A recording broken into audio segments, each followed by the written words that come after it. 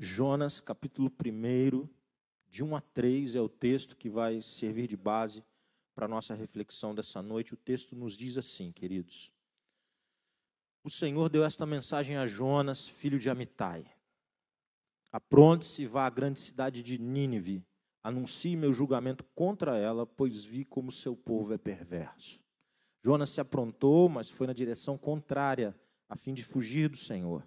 Desceu ao porto de Jope, onde encontrou um navio que estava de partida para Tarsis. Comprou a passagem e embarcou para Tarsis, a fim de fugir do Senhor. Amém. Muitos aqui já conhecem a história de Jonas.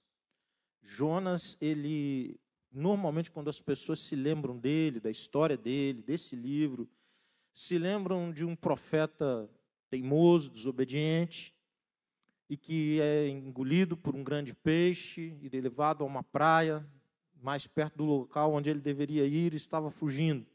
Essa história ela é muito contada também no ministério infantil. Normalmente as crianças se lembram muito bem de Jonas e da história da baleia.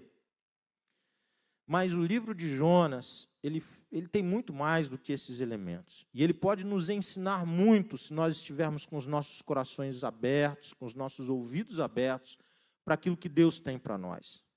Na verdade, o grande personagem desse livro não é Jonas, mas o próprio Deus. A história de Jonas, que ele era um profeta já muito conhecido. O povo de Deus era dividido em reino do norte e reino do sul. Ele era do reino do norte. Ele foi um sucessor do profeta Eliseu. E ele profetizou no período em que o rei se chamava Jeroboão II, e foi um rei mau, um rei que desviou o povo de Deus para a idolatria. Apesar de ser um tempo de muita prosperidade, era um tempo de muita frieza espiritual, as pessoas não ligavam para Deus, e o culto a Jeová estava cada vez mais em baixa. Esse era o cenário que Jonas profetizou. Jonas, ele é citado no segundo livro de Reis, no capítulo 14, porque ele havia profetizado, eu vou ler o texto, ele havia profetizado que o povo de Deus recuperaria um território perdido. E o texto diz assim: Jeroboão II recuperou os territórios de Israel em Lebo-Amate e o Mar Morto, conforme o Senhor, o Deus de Israel, havia anunciado por meio de Jonas, filho de Amitai, profeta de Gat-Éfer. Então Jonas já desenvolvia um ministério profético, ele já era profeta do povo de Deus, ele já era um homem a quem Deus procurava e falava a ele para que ele falasse ao povo. Esse é o ministério profético, falar ao povo a mensagem de Deus. Isso é profecia, esse era o ministério de Jonas. E Deus faz uma visitação especial e traz uma mensagem especial para a vida de Jonas, que é essa que nós lemos agora. Mas antes de entrar propriamente no texto, eu ainda quero avançar numa outra questão. Se alguém me perguntasse assim: pastor, do que fala o livro? Tem lá o Jonas, tem a baleia, mas do que fala o livro? Que mensagem é essa? A primeira mensagem, que é muito clara para mim, e eu quero convidar você a ler esse livro enquanto nós estamos nessa série. Leia Jonas. Leia 1, 2, 3 vezes, você será muito abençoado. O livro, em primeiro lugar, o grande destaque é a soberania de Deus. A soberania de Deus, irmãos. Irmãos, todos obedecem a Deus nesse livro. Todos, menos Jonas. Irmãos, quando a gente vai lendo esse livro, nós percebemos, por exemplo, o vento obedece a Deus, o mar obedece a Deus, o peixe obedece a Deus, a planta obedece a Deus, o verme que ataca a planta obedece a Deus, os marinheiros se curvam diante de Deus, os ninivitas se curvam diante de Deus. Quem está com dificuldade de obedecer e se curvar diante de Deus? Jonas. A grande mensagem desse texto é que há um Deus soberano nos céus. A segunda grande mensagem desse texto para mim é que Deus deixa muito claro, já nessa altura, Porque ele quer salvar as nações. Deus ama e quer salvar aquele que está distante. Quer derramar graça sobre o perverso, sobre o ruim, sobre o mal, sobre o violento, para transformá-lo.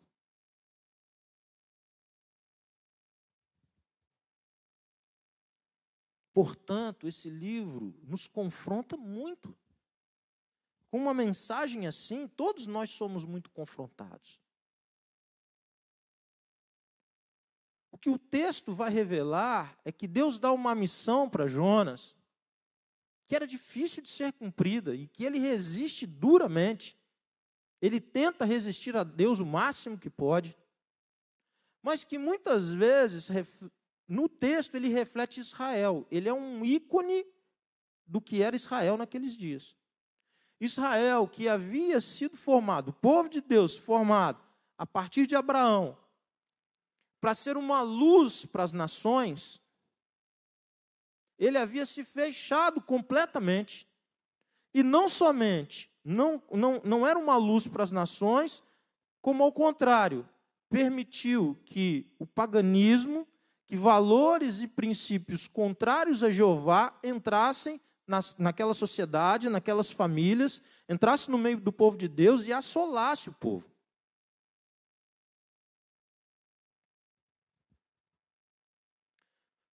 O texto termina de forma muito interessante. O texto termina sem deixar muito claro qual será a condição espiritual de Jonas. Ele é um profeta que aos trancos e barrancos cumpre a missão, prega, Nínive se converte, há um avivamento em Nínive, que era uma grande cidade. E o pregador, levantado por Deus, não está bem com isso. Ele está mal. O livro termina confrontando a hipocrisia. Porque uma planta cresce, e um verme vem e come a planta, e o Jonas fica com uma dó da planta, e ele está brigado com Deus por causa da planta, mas ele tem mais dó da planta do que dos ninivitas, do que das pessoas que moravam em Nínive. Então esse texto também confronta a hipocrisia. E é nessa jornada que eu convido você a vir comigo.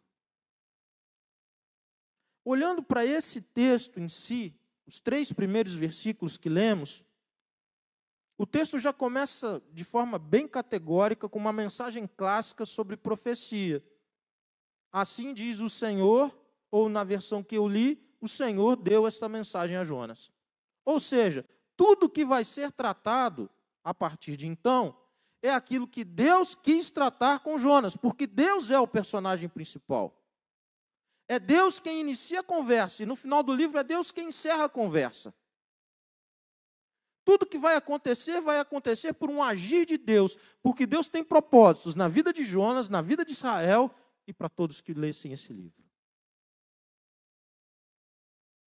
Ele é identificado como filho de Amitai, e logo no versículo 2, Deus vem bem direto e diz, olha, apronte-se, vá para a grande cidade de Nínive, anuncie o meu julgamento contra ela, pois vi como seu povo é perverso.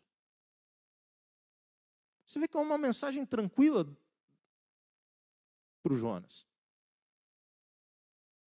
O Jonas estava a 800 quilômetros aproximadamente de Nínive, numa viagem terrestre.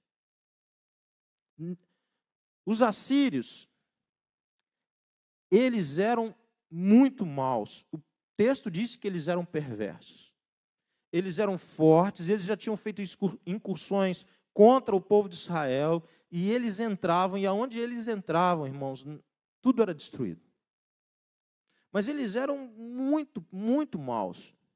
Vou dar um exemplo. Eu teria muitos, mas os irmãos teriam enjoo, náuseas sairiam daqui, se eu contasse detalhadamente o que eles faziam, qual era a prática deles. Mas eu vou contar uma, para você ter uma ideia. Quando eles dominavam uma região, Eles matavam as pessoas, eles colocavam a cabeça das pessoas numa estaca e entregavam para o parente mais próximo desfilar com a cabeça do seu ente querido na ponta da estaca. Antes de matar a todos, eles tinham essa prática. Por que eu estou contando isso? Porque isso é um bastidor importante em relação à história de Jonas. Jonas tinha um ódio terrível dos assírios. O último lugar que Jonas queria pregar na vida era lá. E é exatamente lá que Deus quer levá-lo e vai levá-lo. O nacionalismo do coração de Jonas era um bloqueio para que ele pregasse em Nínive. Ele possivelmente podia ter medo? Sim, podia, natural que tivesse. Temores. Mas, sobretudo, ele tinha rancor, ódio. Ele alimentava uma diferença com aquele povo. E isso o bloqueava a cumprir a missão. Ódio, rancor, ressentimento, coisas dessa natureza são as mesmas coisas que bloqueiam a minha vida e a sua vida. São os mesmos problemas, são os problemas do homem em qualquer geração. Jonas teria que enfrentar tudo isso para cumprir a missão de Deus, mas Deus amava e Deus queria salvar aquele povo perverso. Deus queria transformar, Deus queria levar graça e derramar abundante graça sobre a vida dos ninivitas. É interessante que esse livro começa a apontar um cenário, queridos. Um cenário que a mensagem de Deus não ficaria restrita a um único povo. Nós vemos aqui os gentios se colocando diante de Deus e dando glórias a Deus. Os marinheiros que estavam lá no navio, que vai afundar por causa do Jonas, eles dão glórias a Jeová. Eles se prostram diante de Jeová, o Deus de Jonas, a quem Jonas estava desobedecendo. Os ninivitas recebem a mensagem de Deus, a mensagem transformadora de Deus, e têm suas vidas transformadas. O texto começa a apontar que após o terceiro dia, os 3 dias que ele ficou dentro do peixe, Deus levantaria um profeta, Deus levantaria um homem, que a sua mensagem atingiria as nações.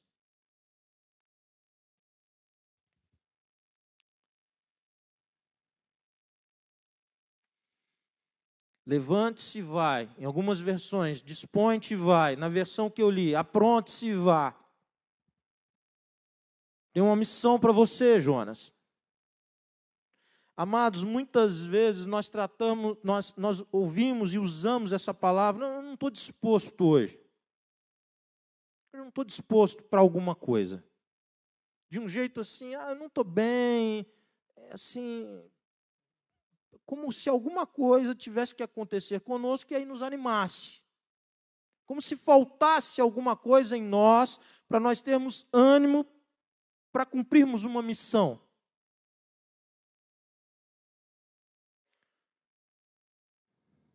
Esse texto é ótimo para tratar desse assunto, porque o chamado que Deus deu para o Jonas era muito estranho. Quantas vezes você leu no Antigo Testamento Deus chamando um profeta do meio do povo de Israel para ir profetizar numa outra nação? Nenhuma, não tem. Não tem. Esse não era exatamente o chamado de Israel, foi o chamado de Jonas. Mas os outros profetas profetizavam onde? Dentro do povo de Israel. Confrontavam o próprio povo, animavam o próprio povo. Jonas não, Jonas tem que sair do meio do povo para ir para um outro povo.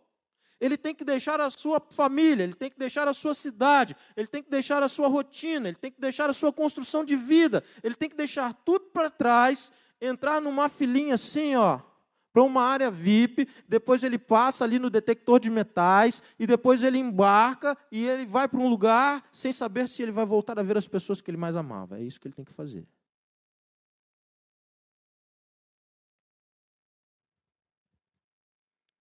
Nínive, como eu disse, era o último lugar que alguém almejaria pregar. O pior ainda era a mensagem que ele ia levar. Porque a mensagem era uma mensagem confrontadora. Olha, eu vim aqui porque a perversidade de vocês é tão grande que Deus me mandou para cá.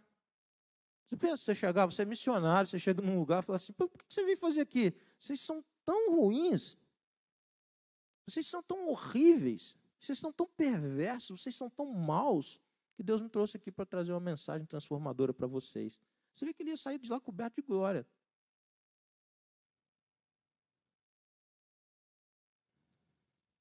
Anuncio o meu julgamento contra ela, pois vi como o seu povo é perverso. Quero fazer algumas considerações aqui.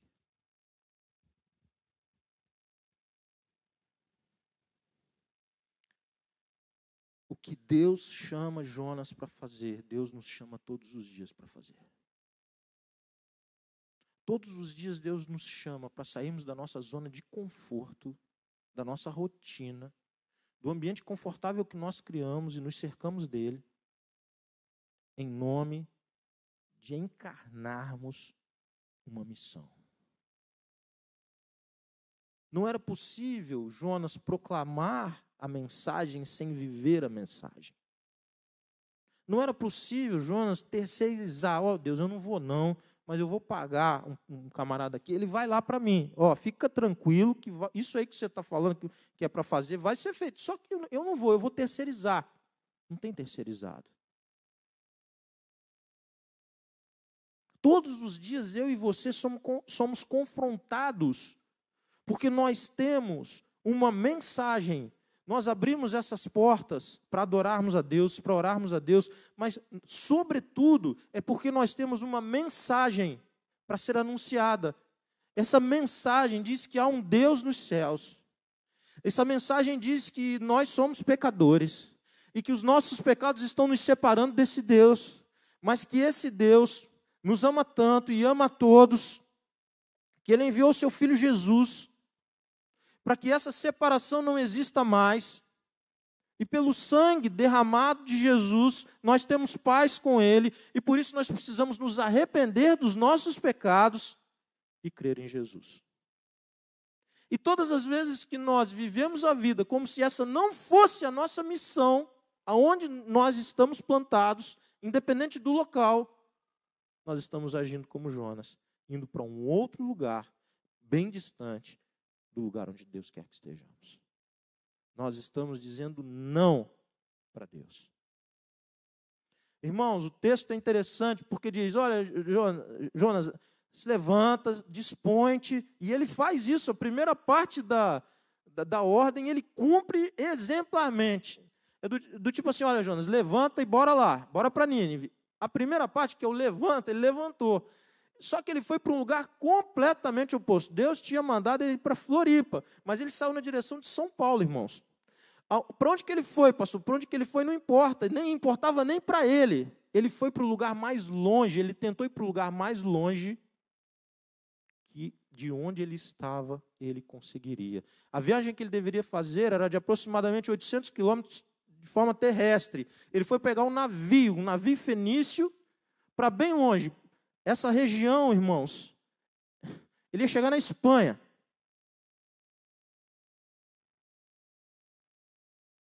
O que ele estava tentando dizer para Deus? Deus, para mim não dá. Eu vou me tornar inapto para essa missão.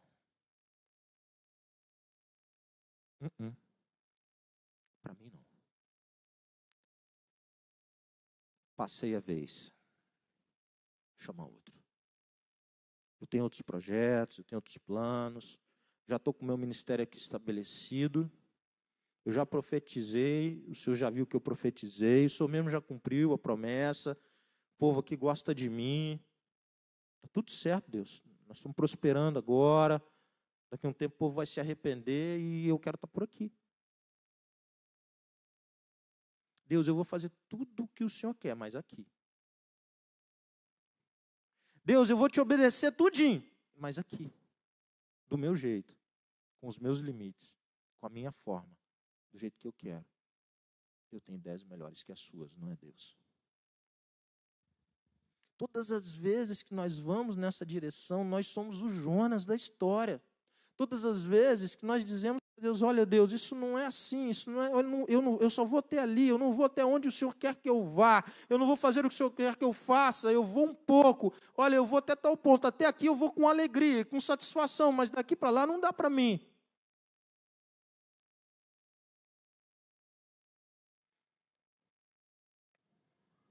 Sabe o que nós temos aqui? Nós temos Deus dizendo assim, o meu interesse é salvar pessoas, é salvar nações, versus o desinteresse do homem ou da mulher de Deus. Deus quer salvar.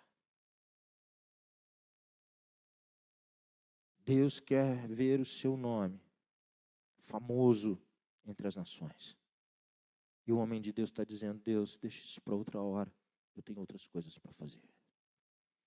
Se esse não é um confronto que eu e você passamos todos os dias, ou não existem pessoas perto de você que ainda não têm salvação, todos os que você convive com ele têm salvação, todos os que você se relaciona com ele têm Deus no coração, confessam Jesus como Senhor e Salvador de suas vidas, se arrependeram dos seus pecados. Não, essa não é a realidade de nenhum de nós aqui.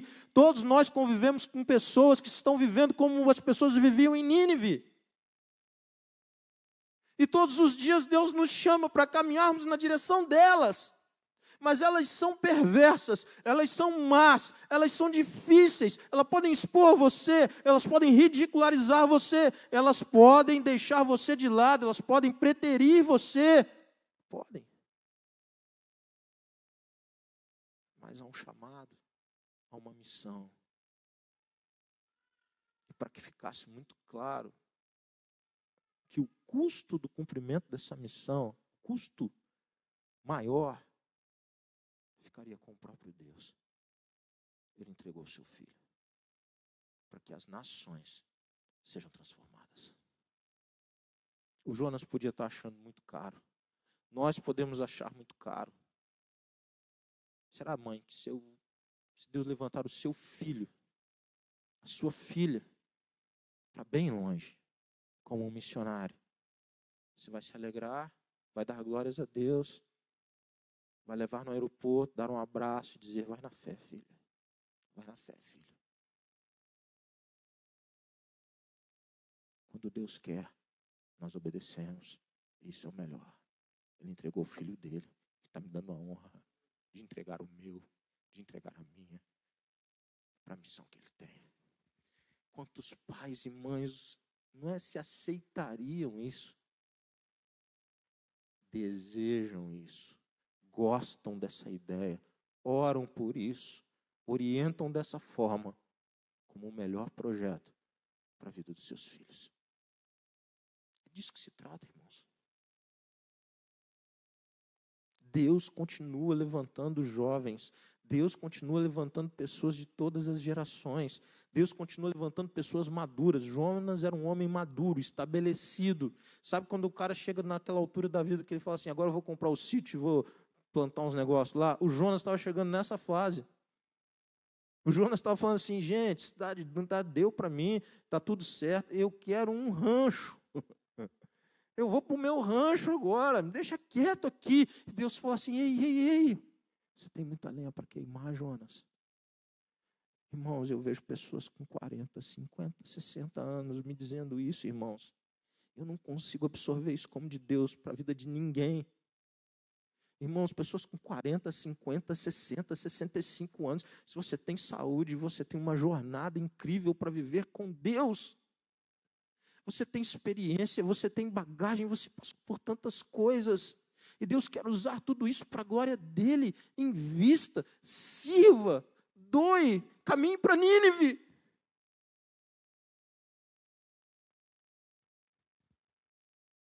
Eu não gosto de pensar que o chamado é para jovens. Deus chama todos. Tem gente que é chamado desde criança.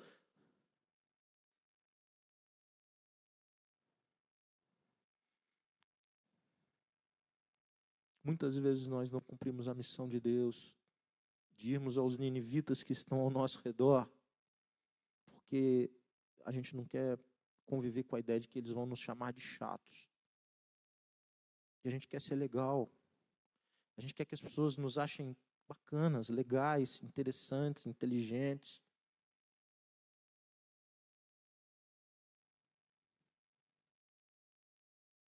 A gente quer a glória para nós.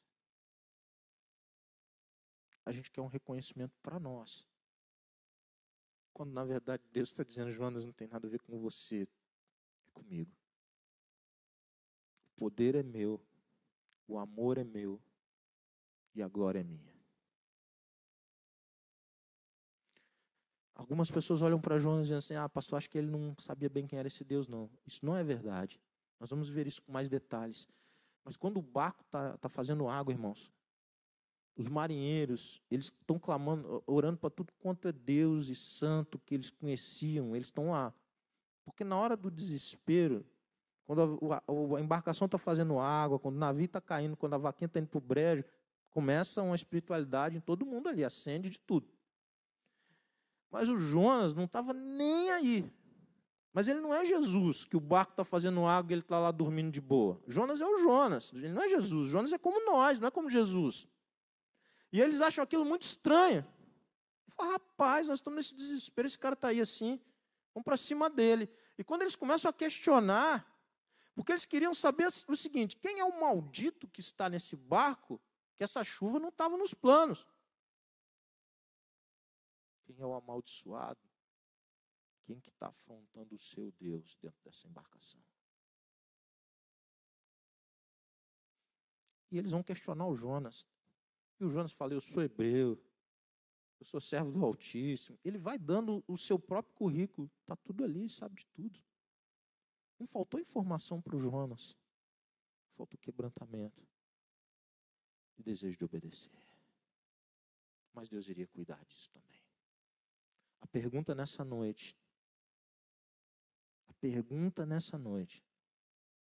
para mim e para você, é se nós estamos dispostos a pagar o preço para obedecermos ao Senhor.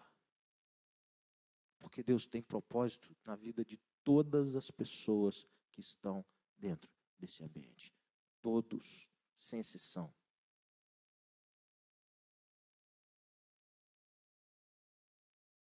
Deus não desistiu de você. Deus tem planos na sua vida. Deus tem projetos na altura em que você está.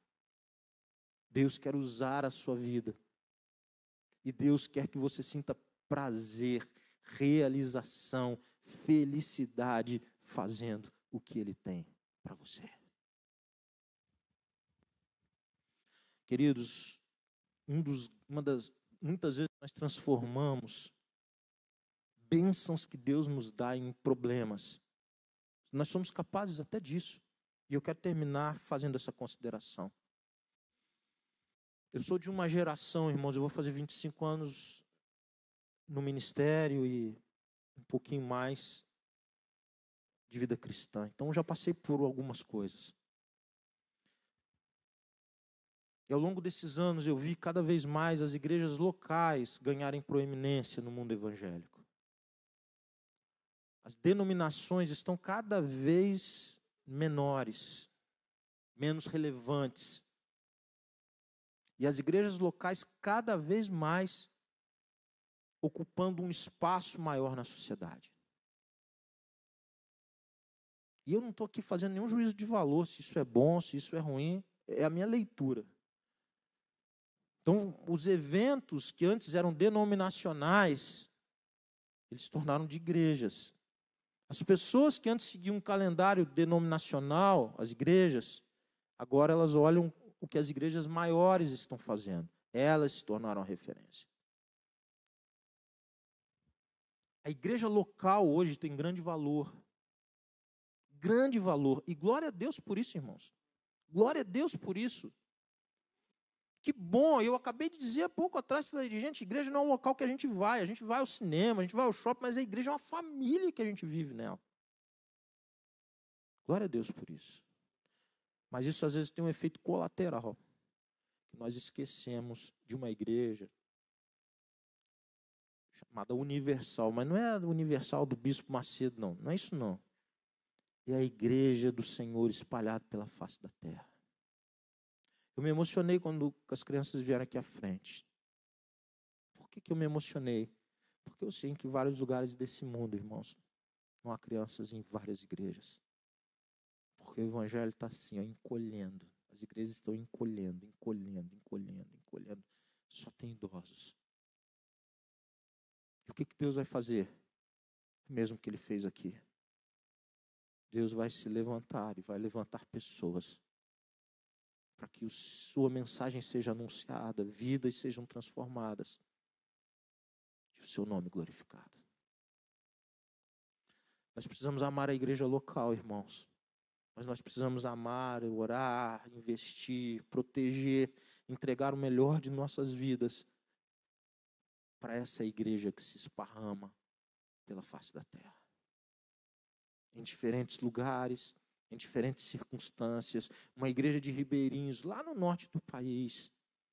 Uma igreja em algum local da África. Uma igreja numa região da Europa, da Ásia. Igreja, irmãos, como nós. A visão de João, irmãos. Quando João viu o céu, e a gente lê isso lá em Apocalipse, Deus deu a João uma revelação. E a revelação era que ele pudesse ver o céu, a eternidade. E ele faz uma descrição que é maravilhosa.